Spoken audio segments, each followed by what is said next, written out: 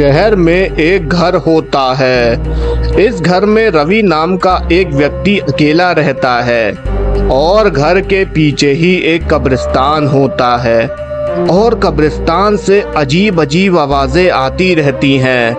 रवि अचानक से उठ जाता है। अरे यार, ये कैसी आवाजें आती रहती हैं? बाहर जाके देखता हूँ। अब रवि बाहर जाके देखता है और कब्रिस्तान अजीब सा लग रहा होता है। ये कब्रिस्तान एकदम अजीब क्यों लग रहा है? खैर छोड़ो, मैं सो जाता हूँ। फालतू बच्चे आवाज करते रहते हैं।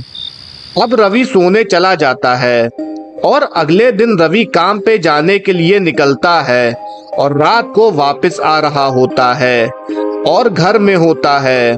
रवि खाना खाने के बाद सोने जाता है और तकरीबन रात के 12 बजे कब्रिस्तान में से बहुत अजीब सी आवाजें आती रहती हैं और रवि फिर उठता है और बाहर जाके देखता है और वो देखता है कि सर कटी हुई लाश पेड़ से लटक रही है।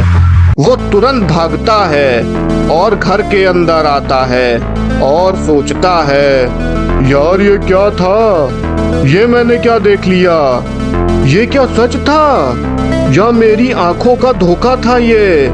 अब ये सोचते सोचते रवि हांफने लगता है और अगले दिन रवि का एक दोस्त उसके घर आता है। रवि भाई, कैसे हो दोस्त? ठीक हूँ विजय, तुम कैसे हो? अचानक आ गए यार, फोन कर देते तो मैं स्टेशन आ जाता। अरे भाई, तुम मेरे सबसे जिगरी दोस्त हो। अच्छा चल अंदर। अब दोनों अंदर चले जाते हैं। भाई घर तो तेरा बहुत सुंदर है। हाँ भाई। अच्छा एक बात बता, तू तेरे चेहरे की हवाइयाँ क्यों उड़ी हुई हैं? कुछ नहीं यार, मैं जानता हूँ तू कुछ परेशान है। बता मुझे सब कुछ। अब रवि विजय को सारी बातें बताता है। अरे यार, तो इसमें क्या हो गया? तू फिक्र मत कर, ठीक हो जाएगा। अब रात हो जाती है और विजय सोचता है, यार एक काम करता हूँ, कब्रिस्तान में जाके देखता हूँ। अब विजय कब्रिस्तान जाता है और कब्रिस्तान के अंदर चला जाता है और ऐसे ही अंदर चलता जाता है। विजय के पीछे कोई अचानक से हाथ रखता है और विजय जैसे ही पीछे देखता है उसको हार्ट अटैक आ जाता है और विजय की मौके पे ही मौत हो जाती है। और अगले दिन रवि देखता है कि उसका दोस्त मर चुका है।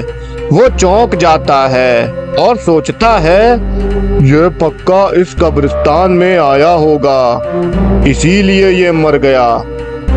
और रवि बहुत परेशान हो जाता है। अब ऐसे ही कुछ दिन बीत जाते हैं, लेकिन कब्रिस्तान से वैसे ही डरावनी आवाजें आती रहती हैं और रवि का डर नहीं कम होता है। अब रात को ऐसे ही एक और आदमी कब्रिस्तान के रास्ते से निकल रहा होता है। जल्दी निकलो इस कब्रिस्तान में से, नहीं तो बहुत अनर्थ हो सकता है मेरे साथ। अब ये शख्स के पीछे कोई हाथ रखता है और ये शख्स जैसे ही पीछे देखता है उसके होश उड़ जाते हैं और इस शख्स को भी हार्ट अटैक आ जाता है। अगले दिन रवि बोलता है, अरे ये क्या है? ये क्या हो गया इसे?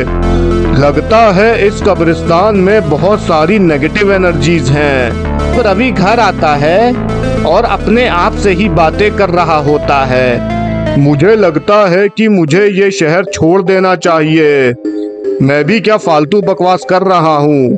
अभी नौकरी कैसे मैं छोड़ सकता हूँ? अभी तो मेरी नौकरी लगी है। चलो बाद में देखता हूँ मैं। अब अगले दिन रवि फिर से काम पे जाता है और रात हो जाती है और रवि वापस आ रहा होता है। अब रवि सोचता है, क्यों ना मैं भी आज इस कब्रिस्तान में जाके देखूं कि मांजरा क्या है। अब रात के 12 बजे होते हैं और रवि उठता है और कब्रिस्तान जाता है और देखता है कि कब्रिस्तान एकदम अजीब सा लग रहा होता है। तब भी रवि कब्रिस्तान के अंदर जाता है और अचानक से रवि के ऊपर एक हाथ आता है। रवि पीछे देखता है कि पीछे एक आत्मा खड़ी है।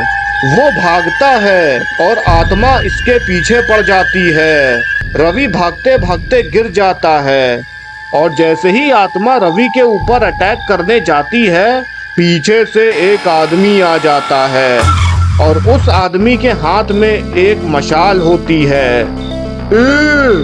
तुम जाओ यहाँ से, ये आत्मा इस आग से बहुत डरती है। अब आदमी लगातार आत्मा को आंख दिखाता रहता है और आत्मा डर के भाग जाती है। धन्यवाद भाई, तुमने आज बचा लिया।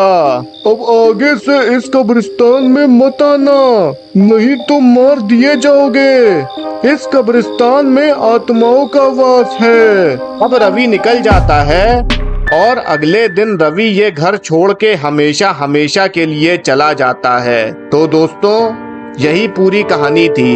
अगर आपको कहानी पसंद आई हो तो चैनल सब्सक्राइब करें। धन्यवाद।